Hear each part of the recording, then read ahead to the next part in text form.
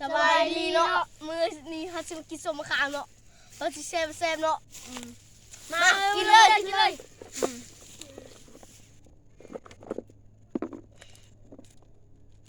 ี่ถ้วยเจลเนาะ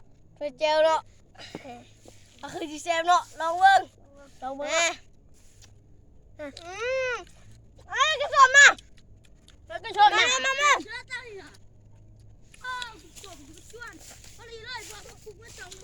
ชื่อละกระสอบคุณชวนก็มาเลยโง่เป็นเนาะเจ้าของแท้เลยพอดีเลยผมก็ส่งไปเอากินเลยสมคุณชวนโอ้มันชอบสูบเห็นเนาะตู้ก็มากินเลยตู้เป็นแม่แล้วปลุกหาสูฟัวสูบมาไปแต่ปลุกอ่ะไปชอบสูบกันเนาะเร็วกิน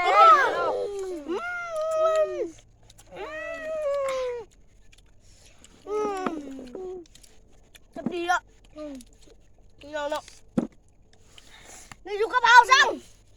เข้ามากับกดไลค์กดแชร์ส่งบางยารูดเลยเด้อเนาะพักติดตามส่งบางยารูด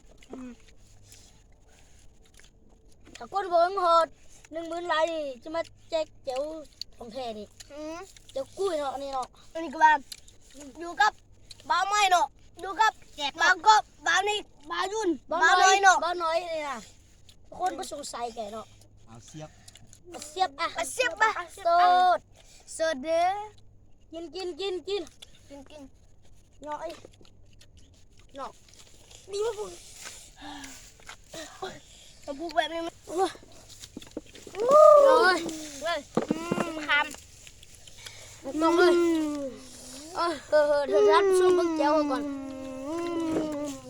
โอ้ยเดี๋ยวยั่วเลยกินเลยเบิ่งเลย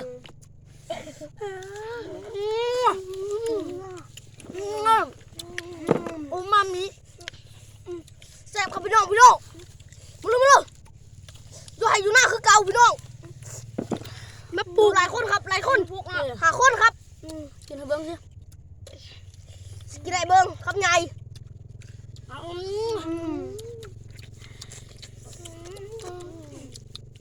น้องเอ้ย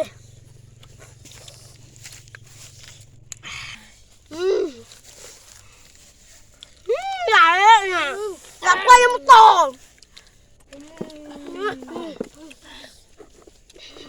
นี่ก็ว่าโชคพี่เบียร์หรอกยังไม่เบียร์กับผาญี่ปุ่นพี่น้องเกี่ยวข้าวกับผาญี่ปุ่นผมไม่เบียร์กินชนน้ำหนาวเลยกับไก่แล้วไรเสียกันหนาวมันกินอันนี้อีเนาะพี่น้องเนาะปุ๊กขาดเนาะ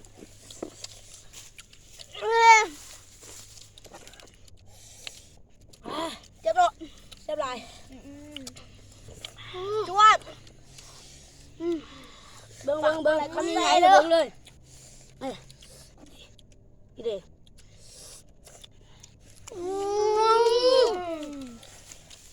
เสพครับพี่น้องนะครับ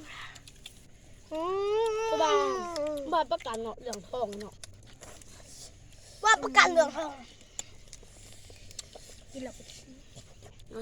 เดี๋ยวว่าไป